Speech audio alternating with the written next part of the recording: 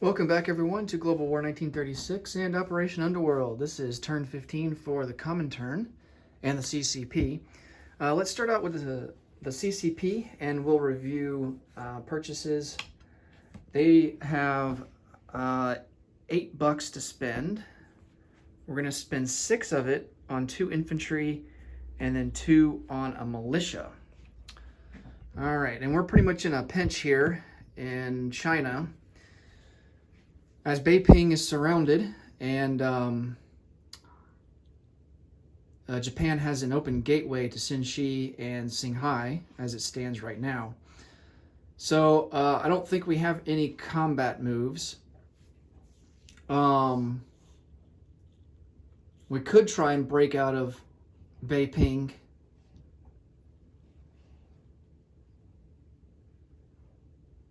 We would have to, our best odds of being able to break out would be to attack Hopei, because then we could be supported by infantry in Szechuan.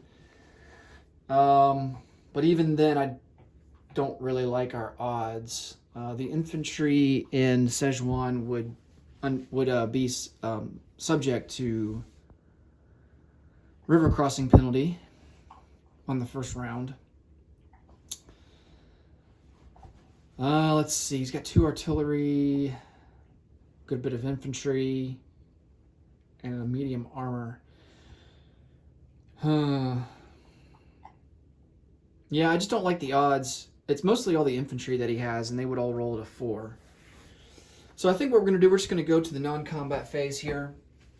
And I think what we really need to do is either reinforce Shenxi or Qinghai. I think we're going to retreat everyone back from Szechuan into Qinghai. We're going to bring these 2 artillery from Xiqiang to Qinghai, and then we're going to bring this fighter that's in Beiping to Qinghai. And then those guys, unfortunately, are kind of stuck there in Beiping. Okay. Let's go ahead and place our units.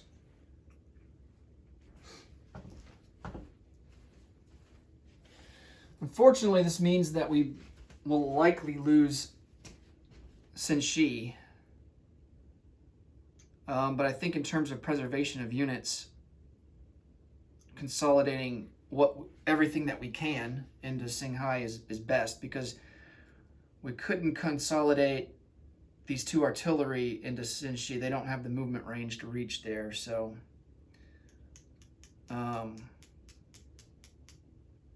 and I think that even if we were to consolidate everything into Xinxi, they would just mass everything and take us out anyway. So I don't like our odds defending there.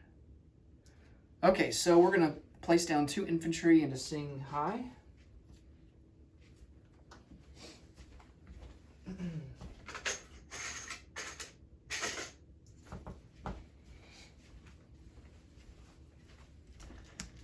And as well as our militia.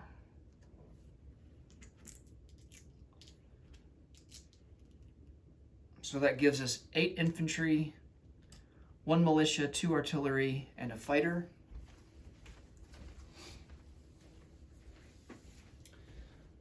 All right, in terms of income, we are sitting at 4, and then we will collect a bonus of 2 for having the railroad connection with the Soviet Union. So we will have 6 for next turn. All right. Now it's on to the Soviets, and I just realized that I forgot to put their technology rolls out, so let me do that.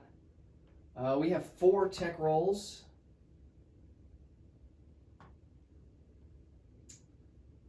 And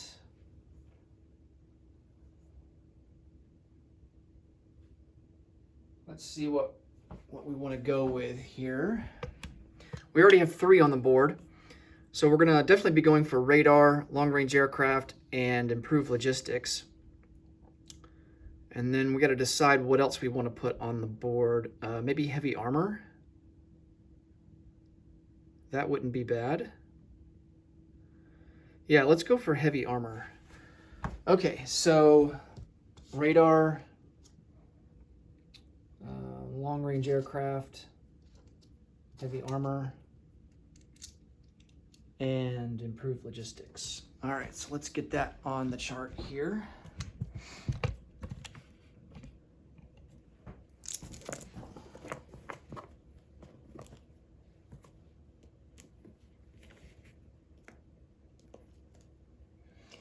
All right, so radar will be at a 7.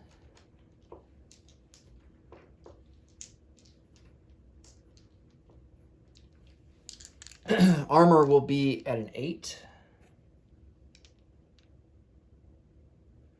Long-range aircraft at an 8. And logistics at an 8. Okay, for our purchases, we took some damage to our factory in Oral Kursk. So 4 damage worth, so we got to account for that. For purchases, we're going to lend-lease a mountain infantry to the CCP. That's going to cost 4. We're going to purchase 2 Katyusha rocket self-propelled artillery for 10, 2 T-34 tanks for 10, 5 infantry for 15, 2 medium armor for 12, and all those are going to go down into Novosibirsk. And then we're going to round it out by purchasing a militia, and he will go down into Smolensk just to protect against any airborne assault ideas that the Germans might have. Okay, let's roll for tech. Oh yeah, we can't, let's do Republican Spain first. I think we actually forgot to do them last turn. I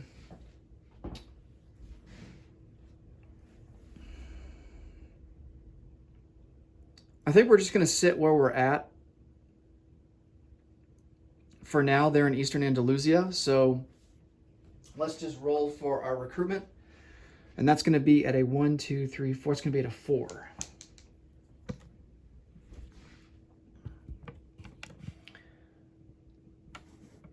All right. And we missed with a 10. Okay. Now we can roll for the Soviet technology.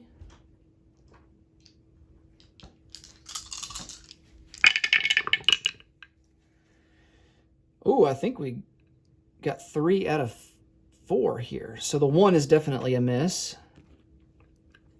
This is heavy armor, so we're on the board for that. This is long-range aircraft.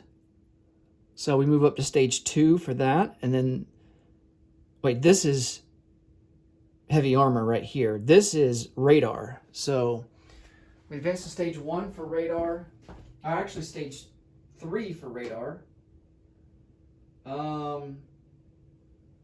We're on the board for heavy armor. And then, let's see, what was the last one? Long-range aircraft. So long-range aircraft is now at stage 2.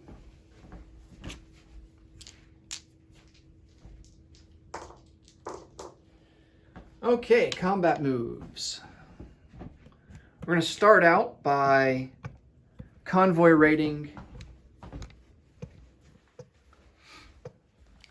up here off of Norway in A5. And then let's see what else we can get into here. See what opportunities there are.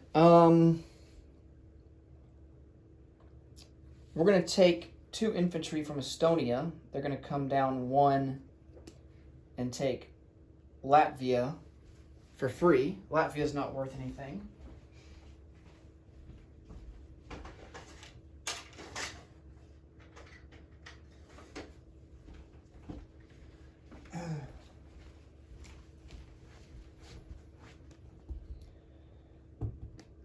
All right.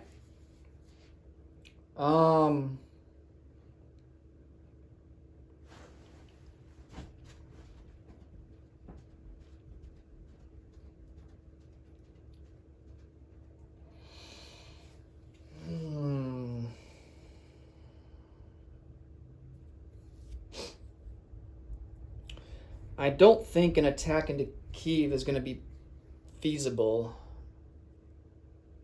They have pretty good air power, 2 fighters, 2 tacticals, and a strategic bomber.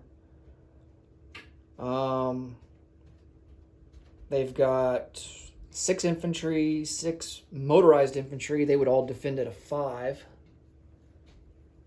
because the city isn't surrounded. 2 cavalry, 6 artillery, 2 tank destroyers. So they definitely are in a good position to defend. They have the right units to defend.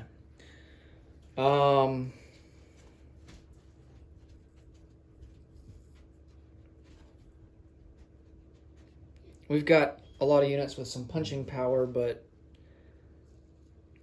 going into a city, our vehicle class units would suffer a penalty, I think -2 attack penalty. So it's probably better if we instead try and surround Kyiv. But the issue becomes we would have to split our forces up, and then that would make them weaker, and then the Germans could break out of Kyiv. Although I don't know if they're going to break out of their defensive position.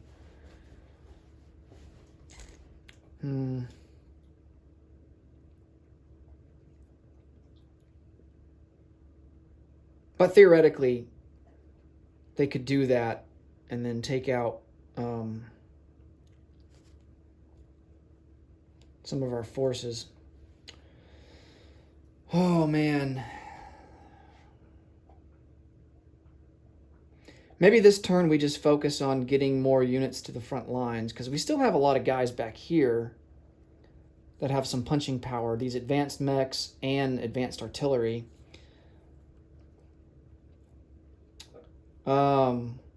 We also need to reinforce over here into southern Belarusia. So that's the other issue, is that we're going to have to split up some forces to cover both fronts. Because the Germans have mustered up some more armor, including 4 Tiger tanks, 3 medium tanks, some Panzer Grenadiers. So that's nothing to sneeze at.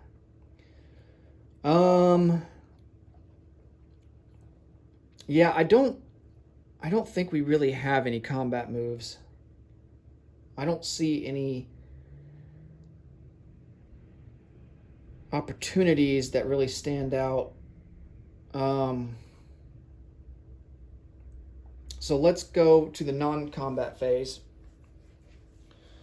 We're going to take all these infantry that are in Kaluga Oblast and move them into Smolensk.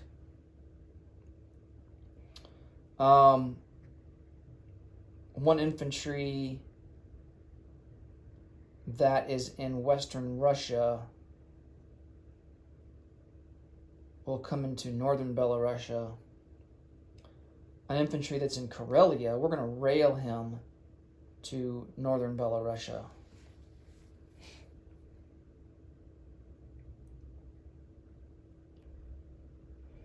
And then these 2 tank destroyers, we're just going to retreat them into Smolensk.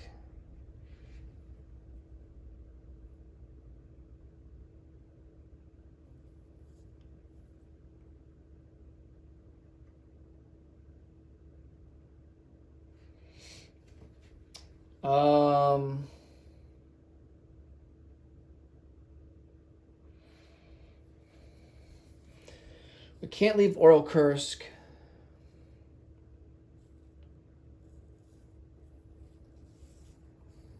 We can't leave Oral Kursk empty or weak, because these German forces in eastern Poland could come over and take it on their turn.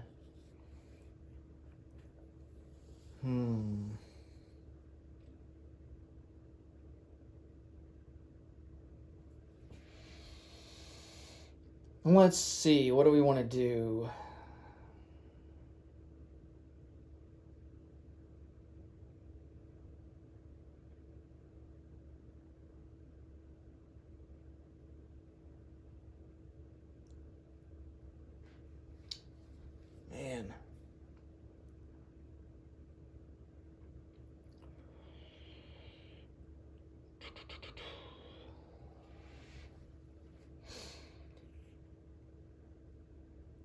let's take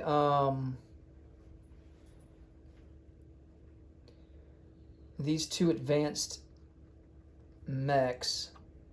They're going to move 2 into Donetsk Kuban.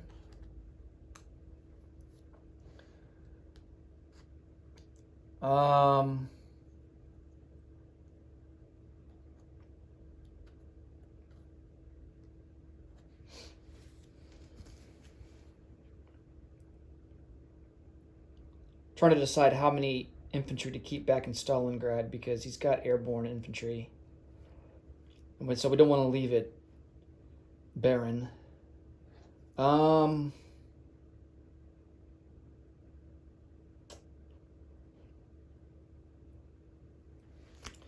Let's take this artillery that's in Helsinki and use our other rail to move him to Viipuri province.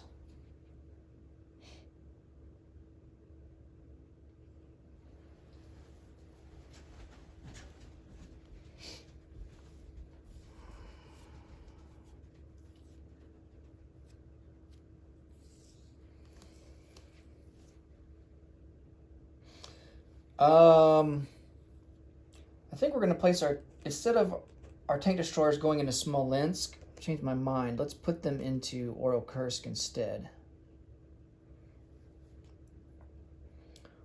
One advanced self-propelled artillery will move up 1 into eastern Ukraine.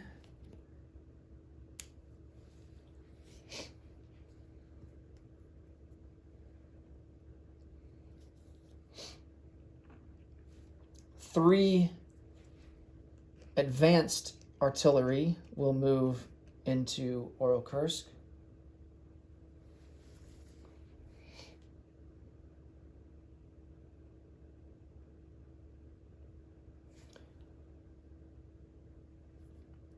And that should be enough forces there to defend in case if the Germans get any ideas. Although I am concerned about them attacking into eastern Ukraine because they would definitely outnumber us. Now, they don't have as many units with punching power as we do, but they've got more cannon fodder. So they would have, let's see, that's 4. Yeah, I mean, they would have 10 infantry, 6 motorized infantry, 6 artillery, 2 tank destroyers, 2 cavalry, of course all the planes, and 2 panzer grenadiers. Man, yeah, I'm concerned the Germans would actually attempt an attack into eastern Ukraine. Now, the guys coming up from southern Ukraine would suffer river crossing.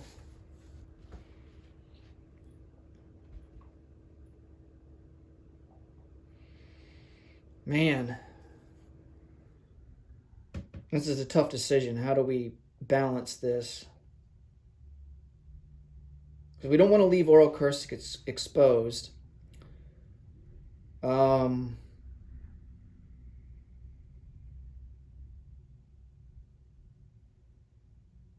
But at the same time,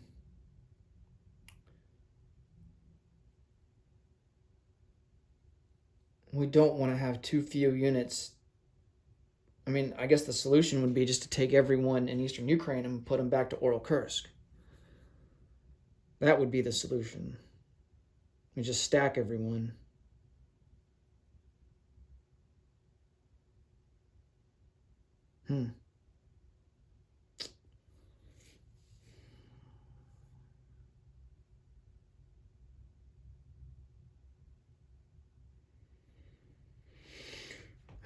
That's kind of ironic, though, because it seemed like Germany was going more on the defensive, but now it's like, based on the different fronts here and how the German units are positioned, it's almost like we're on the defensive. Because I don't think an attack into Kyiv is really, I mean, they've got so many units there that are good at defending it. I mean, going into there is I don't think it would be ideal.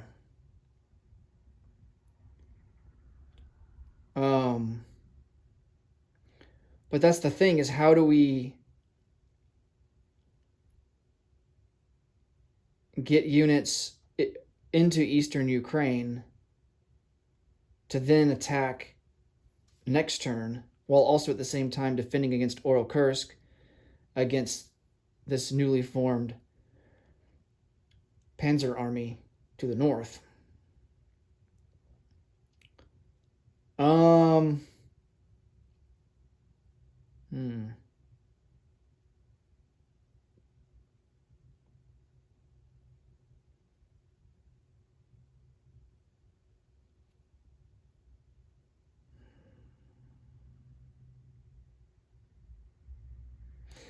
And here's the thing, if I abandon eastern Ukraine, the Germans are definitely going to take it, because then it would prevent me from being able to blitz.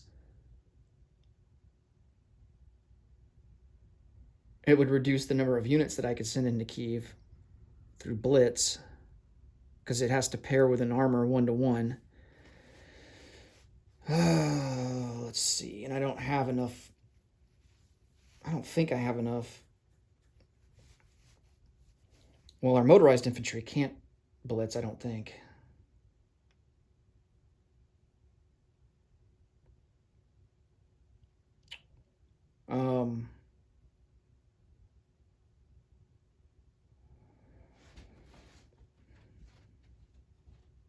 All right, I think we're good where things are right now.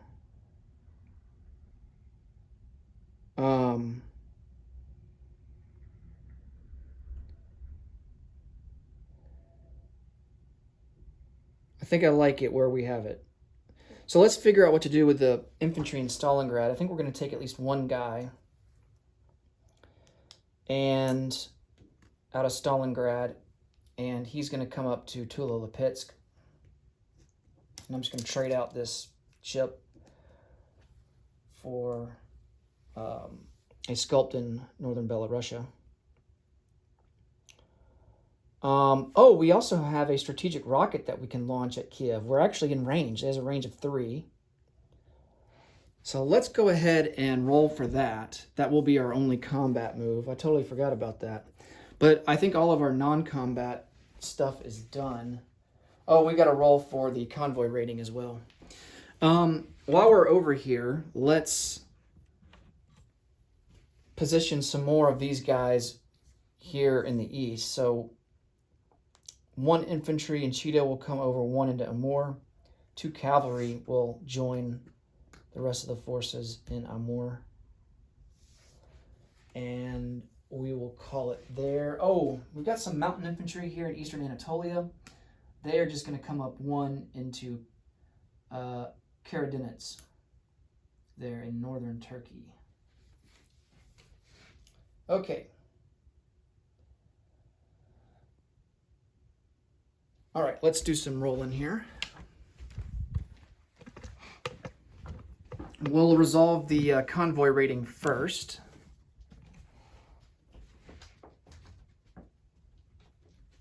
We get +2 for our fleet sub.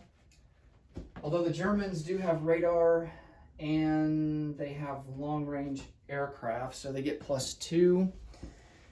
And so it's going to even out in the end. And we do 1 point of damage.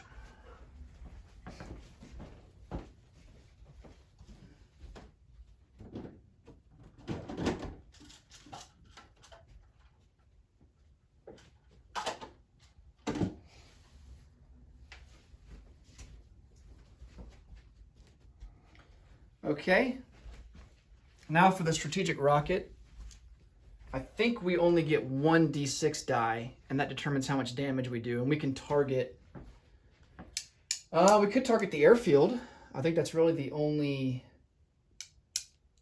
target that we can elect to launch the rocket at, because there's no factory there, so...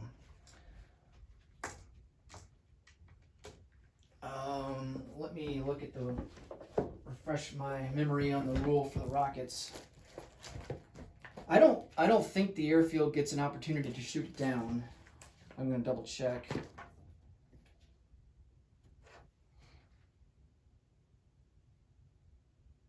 Yeah, it cannot be intercepted.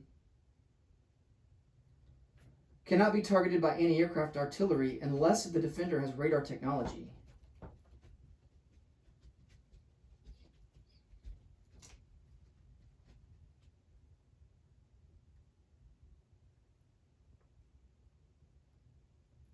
So the Germans have radar technology, which means I think that the inerrant AA gun at the airfield would be able to target it and shoot it down. So they might get a roll at a 3 or less.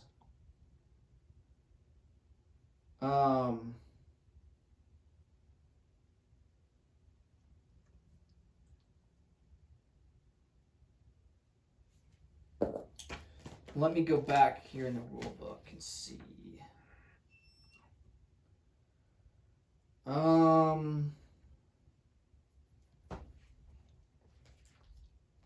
Strategic rockets do not face an errant facility anti-aircraft artillery fire unless the defender has developed radar technology.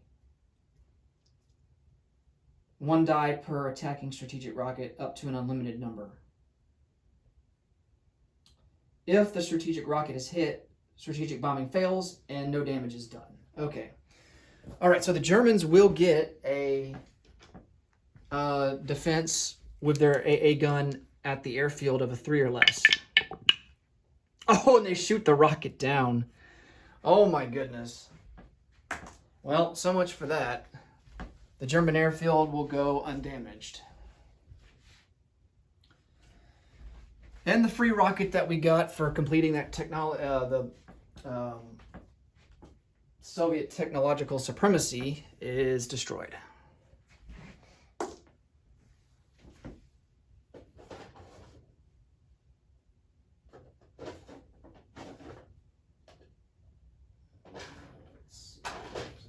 Okay.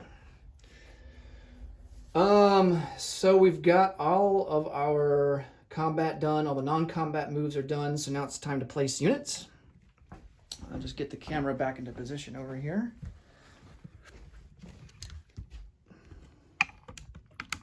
We'll start off in Novosibirsk here.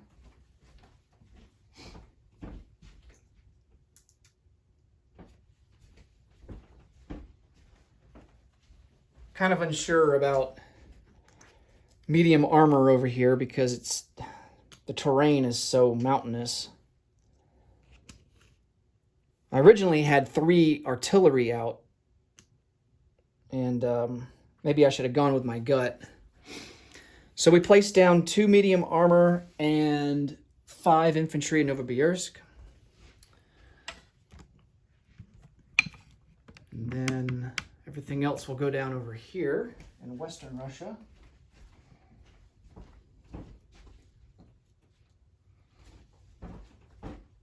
We have our militia that goes down into Smolensk. I think I'm going to change my mind. I think I'm going to put him into Saratov just to protect that factory. Then our 2 Katyusha rockets will go down to Kursk along with 2 T-34 tanks. We really don't have much room here. I'm going to chip these guys out.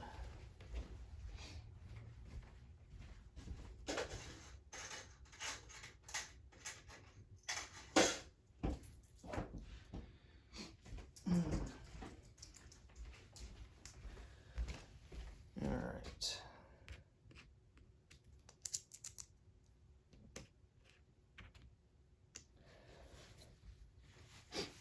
Okay, and then all that's left is our Lend-Lease to the CCP, and their mountain infantry will go down into Xikang. Okay, let's come over here and collect some income. So we are sitting at 52, and then we also get, well, unfortunately, there are German ships on the Lend-Lease line, but they're not submarines. So I think we still get the bonus for that. And then we get 3 for propaganda for having Leningrad, Stalingrad, and Moscow. So we get +5. So we will end up with 57 for next turn. All right. That will do it for the common turn. Next up will be Japan. Thanks so much for watching, and until next time, take it easy. Bye for now.